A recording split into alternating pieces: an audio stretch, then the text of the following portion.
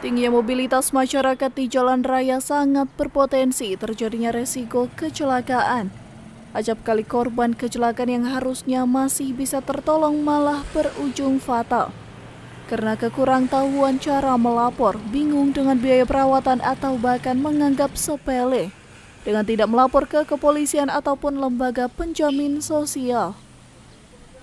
Bila Anda dalam beraktivitas dan terkena resiko di jalan, penting bagi Anda ataupun keluarga untuk bisa langsung melaporkan diri ke kepolisian, BPJS atau pihak Jasara Harja, agar Anda dapat di-cover oleh program perlindungan yang ada dan yang lebih utama Anda bisa segera mendapat penanganan yang diperlukan, sehingga resiko paling fatal dapat dihindari. Ketika ada masyarakat atau peserta BPJS Ketenagakerjaan mengalami risiko di jalan, ada dua penjamin, ada BPJS Ketenagakerjaan dan ada Jasara Harja. Ketika dia dalam aktivitas pekerjaan dan dia adalah peserta BPJS Ketenagakerjaan, itu penjaminnya adalah BPJS Ketenagakerjaan. Jadi biayanya ditanggung full oleh BPJS Ketenagakerjaan.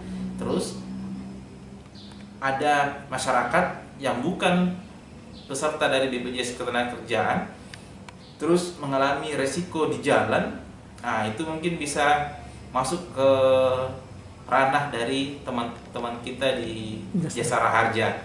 Kalau dia peserta dari BPJS Ketenagakerjaan, kita sudah sosialisasikan ke masyarakat dan pemberi kerja dan peserta aktif bahwa ketika terjadi resiko BPJS Ketenagakerjaan tidak lebih dari 2 kali 24 jam dia wajib melapor ke kami, ke BPJS Ketenagakerjaan, supaya kita mengarahkan yang bersangkutan bahwa perawatannya itu tak terbatas dan